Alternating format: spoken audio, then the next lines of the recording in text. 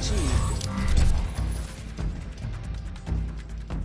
It is really quite unfortunate to see a fighter go down in the prime of their career, and while it is his fault for the most part, I do believe the Nick Diaz suspension handed down by the Nevada State Fight Commission is simply too excessive. Welcome back to Kamikaze Overdrive MMA Predictions. As always, I am your host, Scott Johnson, and on this episode of the show, we're breaking in the upcoming UFC 192 pay-per-view on October 3rd. I'll give you my 5 main card predictions on this episode of the show. All of my preliminary picks will be available at kamikazeoverdrive.net. There are 8 preliminary picks. Also on my website, you can head over there and check out all of the panel's predictions. They're doing an excellent job of breaking the fights down. So if you want more than just what I'm offering, make sure you check what they have to say out. You can also vote on the fights and decide who you think is going to win each fight and see the public's backing. And you can buy the bet packs, and I certainly encourage you to buy the bet pack as I have been ripping it up of late. I'm coming off a UFC Fight Night 75 card where I went 7-2. I thought I went 8-2 as I thought Mizuto Hirota deserved that fight and it should not have been deemed a draw. Either way, my bet packs won almost 80 units. It would have been over 100 had Hirota won it because he was one of my main plays. But nonetheless, almost 80 units won. Another massive return, as you can see in the recaps, and you can go back and look at all my shark cards. My number one value bet was Kita Nakamura, who I predicted him to submit Li Jingliang, and he did that in the third round. It was a tough fight, and it didn't look like it was going that way, but eventually got the job done. Paid $363. I had some other solid picks. My prop bets, I went 5-2 on some of my betting scenarios, played out exactly as I picked them, and it was just overall it was a very, very good night. So certainly consider buying them. You can buy individually for $10, or you can buy the UFC 192 and UFC Fight Night 76 events for I think it's $17, so you save a few bucks, or you can buy the upcoming future subscription that'll cover November and December, so certainly get in on that. It's been a profitable run for me, and I look to keep it rolling. But the Nick Diaz scenario, before we move on to the predictions, is certainly concerning. 5 years, he tested positive for marijuana, and I certainly do not condone it, but the fact of the matter is 5 years is a long time to suspend a fighter for something that's ruined a performance-enhancing drug. And I know he did it to himself. I know he's popped multiple times. But considering the fact that Anderson Silva popped for PEDs in the same fight, is almost getting ready to come back soon and only got a year, that's ridiculous. We have seen other fighters get caught for multiple offenses, and they are still kicking around in the UFC after come back after a year. Nick Diaz is not going to be if he looks to fight ever again after the suspension's up, he's not going to be in the prime of his career. His career at this level most likely will be over. And that's very unfortunate. But at the same side of things, Diaz might not have ever come back. That's the funny thing. In 5 years, he might have decided to sit out for that because he's just one of these guys who just does what he wants. Either way, 5 years is excessive. Hopefully, it can get rectified. It can be appealed. The scenario apparently at the hearing was horrendous and belittled Diaz and everyone that came with him. Either way, the fact of the matter is it's very unfortunate, and I hope to see Nick Diaz competing somewhere sometime in the not too distant future. Let's get to my first main card prediction. The opening fight of the night takes place in the women's bantamweight division. It's the number 6th ranked Jessica Evil Eye, 11-3-0 with 1 no contest. Takes in the 12th ranked Ultimate Fighter winner Julianna Pena. She's also known as the Venezuelan Vixen, with a record of 7 wins and 2 losses. Now, coming into this matchup, these are 2 of the most noteworthy names left in the division not to have fought for the title yet. There are some other ones out there, of course, Cyborg, not technically in the division yet, and Holly Holm, who has her title shot, but certainly these 2 girls can use that to their advantage to work themselves into an opportunity. Now, I just lost a title eliminator bout against Miesha Tate, where the winner was supposed to get a shot at the title. Unfortunately, Tate kind of got screwed over, and she isn't fighting for the title now. I would say if Jessica Eye had won that matchup, she probably would have got a shot at Ronda Rousey, which is the unfortunate aspect of Dana White's title fight matchmaking scenarios. For Pena, she returned after a near 2-year layoff in her last fight and absolutely smashed Milena Dudieva. And she was already talking about Ronda Rousey. There's some connections there going back to Tough, and I certainly could see them lining that fight up if she continues to be successful. Physically, same height, Pena 3-inch longer reach, and she's 3 years younger. Now with Jessica Eye, she's an exceptionally technical striker, primarily relying on her boxing. She has 7 wins by decision, 3 wins by knockout, including stopping Leslie Smith via doctor stoppage. She's 1-1 in fights ending by submission, not really a grappling threat, and we'll talk about that factor in a moment. For Pena, she's an absolute powerhouse. She's a self-described bully, 3 wins by knockout, 3 wins by submission, and she's 0-1 in decisions. And she also has some pretty impressive Ultimate Fighting success. Of course, she won the show unofficial bouts, submitting Shayna Baszler, submitting Sarah Moras, which actually avenged an earlier TKO loss that she suffered due to injury against Moras. So it was pretty good that she picked up that fight there. For Eye, quality of experience advantage and quantity is huge. You look at some of the fighters she's fought, like Miesha Tate, Alexis Davis, and Sarah Kaufman, all big fights that will give her that experience coming into this matchup. Now, both girls are high-volume strikers, but they take very different approaches. I averages 4.82 strikes landed per minute versus Pena, an astronomical 7.81. I'm going to throw some numbers at you, but I'll qualify it in a moment. When you compare to the strikes absorbed, I gets hit at a rate of 4.39, so they're almost even. She almost gets hit as often as she hits her opponent, which is very concerning. For Pena, 0.75 strikes absorbed per minute, which is ridiculous, but you consider her fights have been much shorter, lower competition, smaller sample size, not as many fights.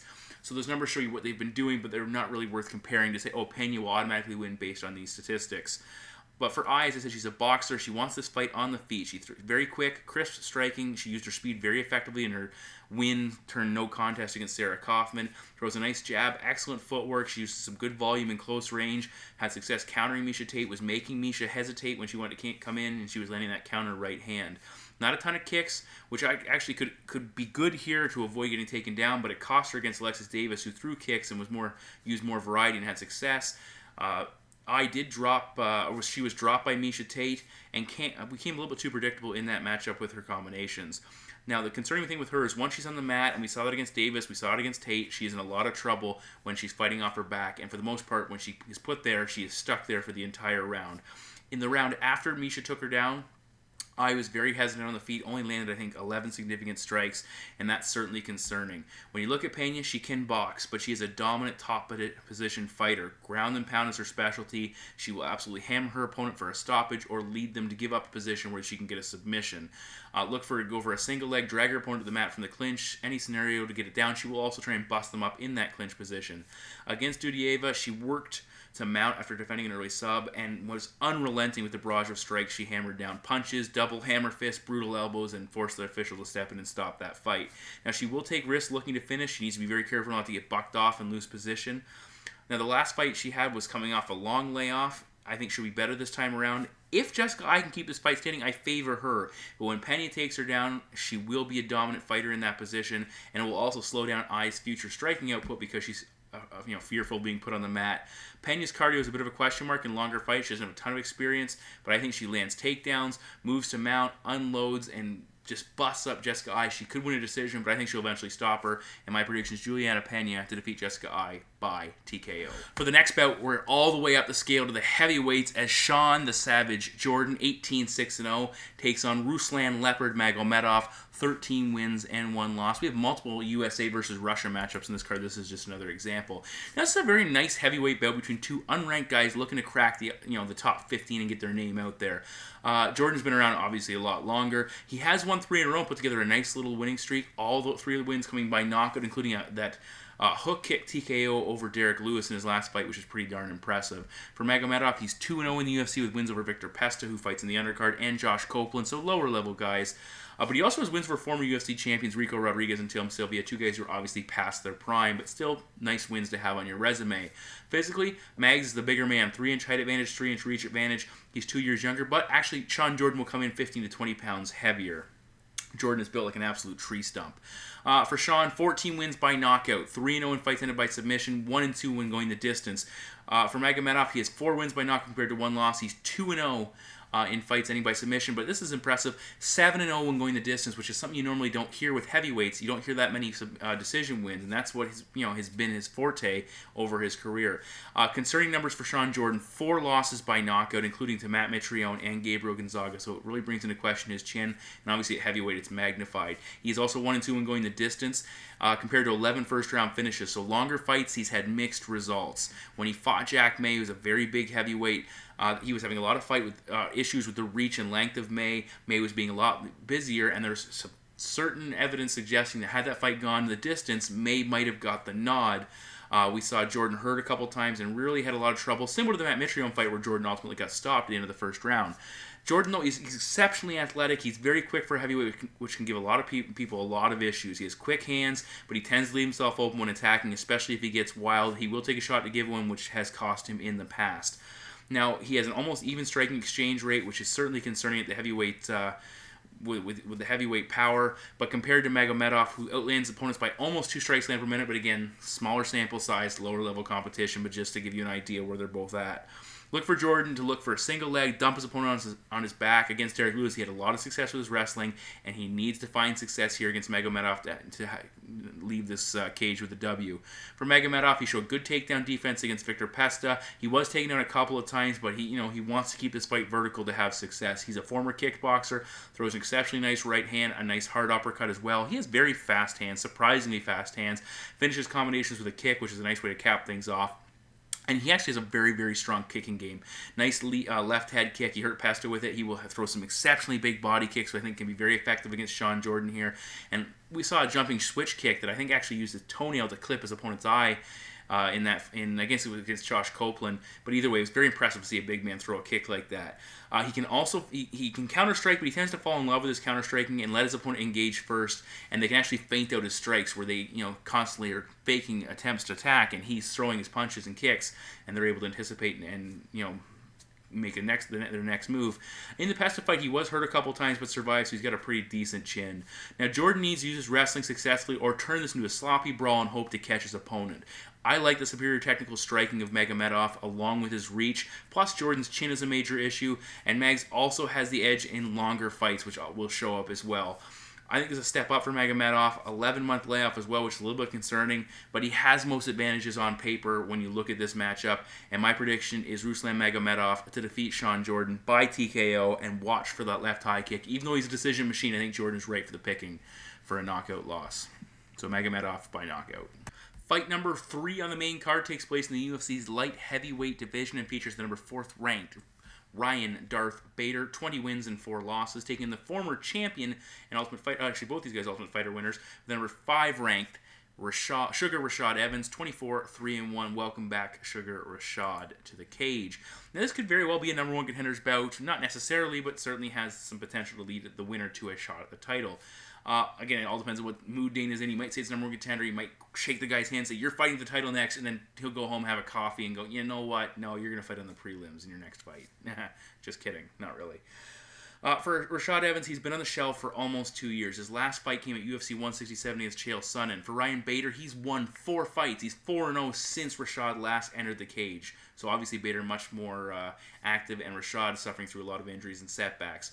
For Bader, he has looked pretty darn good and wins over decent competition. Rafael Feijo, Ovince St. Preux, and most notably Phil Davis.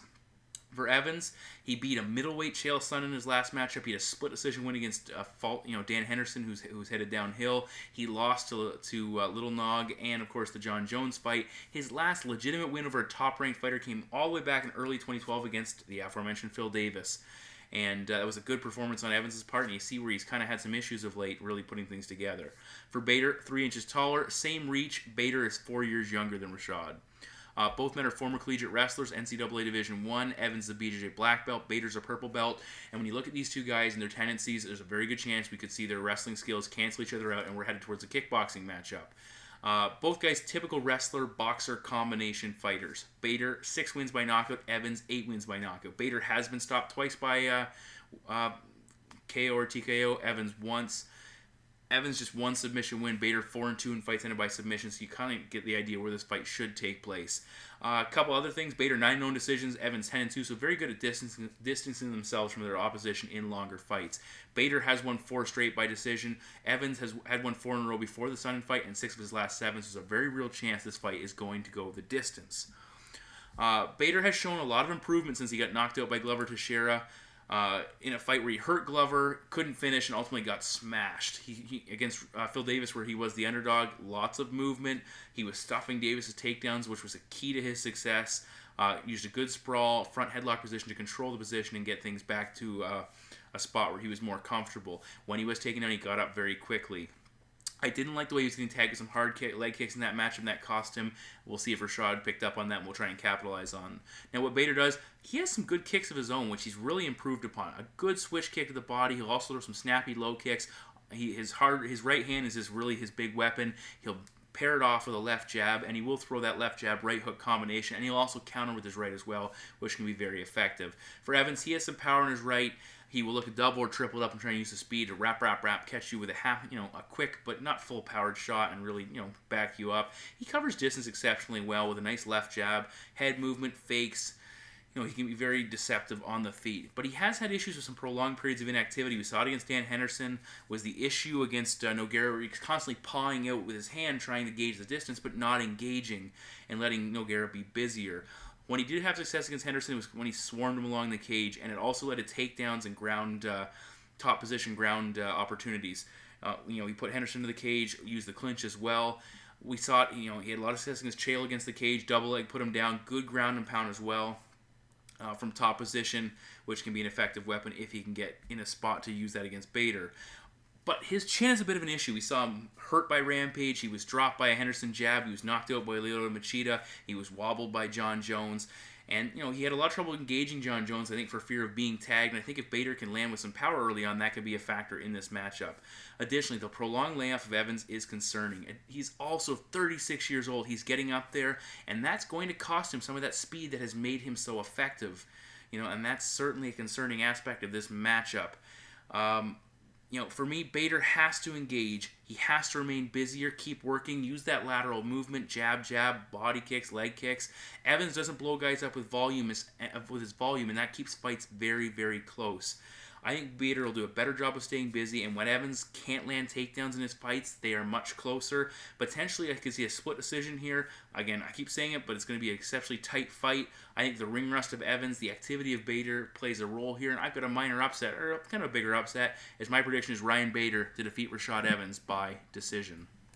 In the co-main event of the evening, we're in the welterweight division as the number 1 ranked former champion, Johny Big Rig Hendricks, 17-3-0, taking on number 3 ranked former Strikeforce title challenger, Tyron, the Chosen One, Woodley, with a current record of 15 wins and 3 losses. Now, the winner of this matchup could very well be in line for another title shot, again, depending on circumstances. Hendricks is looking for his 3rd fight with Robbie Lawler. For Tyron Woodley, he feels a little bit slighted considering a man he, quote-unquote, defeated was by injury in Carlos Condit. He's getting an opportunity to fight for the title before him. Now, both guys are accomplished collegiate wrestlers, both Division 1. Woodley's a BJ Brown belt, Hendricks is a blue belt, so good grapplers. Again, we could see that cancel each other out. Physically, same height. Woodley will have a marked 5-inch reach advantage. Johny Hendricks, surprisingly, 1 year younger. Now, Hendricks, 8 wins by knockout. He has massive power in both hands, but he hasn't knocked anyone out since Martin Kampmann back at UFC 154, which only lasted 46 seconds. You also look at that John Fitch knockout, which was a 12-second knockout, and you can see if he touches anyone flush in the chin, they are going down in most scenarios. 5 straight decision fights for Hendricks, which is surprising, where he's 8-3 overall. He has a tendency to be very close in fights. He has 4 split decision fights on his resume. And that first fight with Robbie Lawler, even though it was a unanimous decision, it was very close. Now, for Woodley, he also has big power. Even though he only has 5 wins by knockout, if he unleashes on someone and connects flush, they're going down. 5 submissions all came very early in his career, and he's 5-2 when going the distance. But there has been issues. Again, he's another fighter who has trouble distancing themselves from their opposition.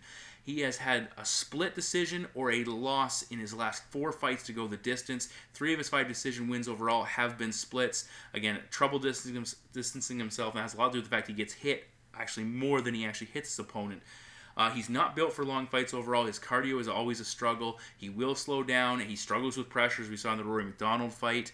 And that's, a concern in a matchup against a guy who's very tough to finish. Now, Johny Hendricks, we've seen him evolve from a wrestler to a knockout artist to a technically sound striker capable of beating guys when he can't knock them out or doesn't knock them out. His striking exchange rate is very close, but when you look at the fighters he's fought in his last couple of matchups, Matt Brown, 2 against Robbie Lawler, George St. Pierre, and Carlos Condit, that's a who's who of killer welterweights, including GSP, now the former and retired champion. Hendricks has also had trouble with longer fights. He slowed down in the second half of the Lawler fights. But he did look better against Matt Brown in the 3-round matchup there, and I think he's got some things cleared up. He appears to be in better shape between matchups, not ballooning up like he has been, making the cut much harder on his body. I think Hendricks has some of the best wrestling in the division. He can take guys down, or he can use it to stay vertical, and I think he'll look to do that here. Against George St. Pierre, he scored 2 takedowns. He was taken down 3 times. It really gave George a lot of difficult, times taking him down. In the 4 fights surrounding that matchup, 28 combined takedowns, again, against elite-level competition. That could be a weapon of choice here if he elects to use it. Woodley has been known for scoring takedowns and pinning guys down. We haven't seen that as much recently. Minimal takedowns overall, minimal takedown success, and that favors the former champion. I think this fight should be either contested on the feet or with Hendricks in top position on the ground. I don't think Woodley will be able to take him down. Unless Woodley scores that knockout, especially early on, he doesn't have the type of volume or cardio to get the better of Hendricks over a long fight. Look for Hendricks to string together slick combinations with nice, crisp low kicks, inside leg kicks to really take a lot of steam out of Woodley and keep Woodley backing up. Woodley tends to put himself in the cage as he gets pressured, as he slows down, and it just magnifies and snowballs. And before you know it, he's behind the scorecards, exhausted, and unable to really rally and do anything to his opponent. I think it makes him a very easy target for Hendricks to tee off on. And even though Hendricks has not done this in a while, my prediction is Johny Hendricks to defeat Tyron Woodley by knockout. In the main event of the evening, we're in the UFC's light heavyweight division as the champion, Daniel DC Cormier, with a record of 15 wins and 1 loss, takes on the number 2 ranked fighter on the planet in the division, Alexander the Mauler Gustafsson of Sweden, with a record of 16 wins and 3 losses. He is a former title challenger. For Cormier, this is his first official title defense, and as we've all been told, you're not really the champion until you defend the title once. That might not even hold true here for Cormier if he happens to defend it, because we all know the scenario. Cormier clearly taking the stance that he is the champ despite Jon Jones and the outstanding issues there. He feels very confident in his position as the best, quote-unquote, I'm using air quotes, best fighter in the light heavyweight division. He could come into this matchup a little bit overconfident. Is he looking past Gus at a possible Jones fight in the future? For Gus, 8-month layoff. He's coming off a title shot. He lost his opportunity to get a shot at the title when he lost to Rumble Johnson in a disappointing fashion that really affected him, and you wonder what's the impact of getting knocked out going to have on the big Swede. Physically, and he's a big human being no matter what country he comes from. He is 6 inches taller than Daniel Cormier. He has a 7-inch reach advantage, and he is 8 years younger. Those are some big stats favoring the challenger. But a lot of people would point it and say size is not an issue for the champ because he fought bigger men at heavyweight. But keep in mind, Gus is much faster than the heavyweights that DC fought. He doesn't move like a heavyweight, and that adds a whole other element to the equation to go along with his size. Now, the comparisons between performances versus Jon Jones are something we're going to look at here because they're relevant. Obviously, I think Gus looked a little bit better against Jon Jones than Daniel Cormier did. But again, if you look at the other situation, DC looked much better against Rumble Johnson than Daniel Cormier did. When they fought Jon Jones, DC wanted to fight in close and have a clinch battle, where Gus, he wanted to use his lateral movement and range weapons and fight on the outside against the former champion. For Gus, he uses strong jabs and kicks, a good right hand that he loaded up on, but in a sneaky fashion where he had power but it was hard to detect. And every time they closed in, he disengaged and circled away whenever Jon Jones tried to take him down or at least clinch with him. For DC, total opposite. He looked for that collar tie. He wanted a dirty box. He had a lot of trouble at times closing the distance, but when he did, he was successful. That was where he had his most success. He needs to bring that in, constant pressure. He had to do it against Jones. He was unable to do that. He needs to do that here. The question is, can he? The other question I look at is, was Jon Jones trying to fight DC and in a style of fight that he wanted to beat him in the same style that DC wanted to say, I am better than you? And instead of avoiding and keeping that distance like we know he does, did he go forward and let Cormier close the distance? Big question there. Now, for Cormier, he had a lot of success when he did get in on Jon Jones, but he was only landing punches, especially as the fight dragged on, not enough volume to be successful. Look for that sneaky uppercut, which is a very nice strike he can do some damage with. For Gus, when he fought Jones, he used his speed to avoid takedowns and clinch situations. Keep in mind, he trains with Phil Davis, so he's training with a very good wrestler who will help him to prepare for this matchup. We look at, he in the 5th round was the first time Jon Jones was able to take Gus down and couldn't hold him down. So that's a big question. Can DC have more success closing that distance and putting him on the mat? For Cormier, when he fought Jones, he was deep on a single, unable to get a takedown. He was taken down multiple times. He did eventually get a takedown, but really did nothing with it. And it was clear he was exhausted from looking for those opportunities. For Gus, late in that fight, he was still bouncing around, cutting angles, throwing combinations. Look for that uppercut through all portions of this matchup. His volume dropped off as that fight progressed, but he was still engaging, still moving very well, and still doing damage to the champion. What DC did do well at range, he had a nice body kick. Again, it wasn't frequent enough, but it still was a move he can use to help deal with that distance. He steps in with a decent 1-2, but again, not a ton of success at range, and that's something he wants to avoid here.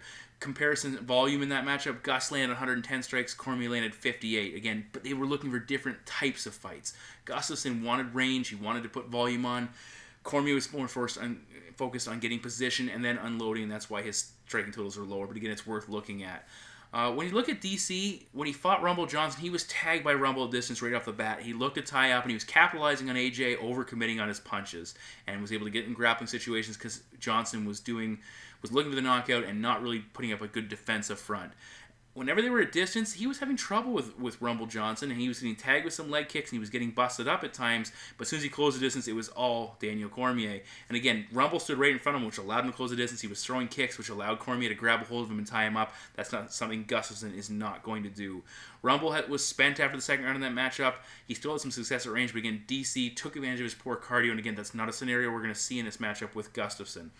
I don't like the way Cormier was handling either Jones or Rumble at distance, and I think Gustafsson is even better, at least better than Rumble at distance, and as good as Jon Jones, and definitely offers a speedier front than Jon Jones does, with a lot more range weapons, or at least a lot more effective weapons from distance that he couples with his lateral movement. I think this fight has the ability to be very close early on. I think Gus is going to force DC to work very hard, looking for takedowns. He probably will get taken down a couple of times, but he'll get back up and do a good job of making Cormier work. Look for jabs and kicks from Gustafsson, let speed, lateral movement, negate the wrestling.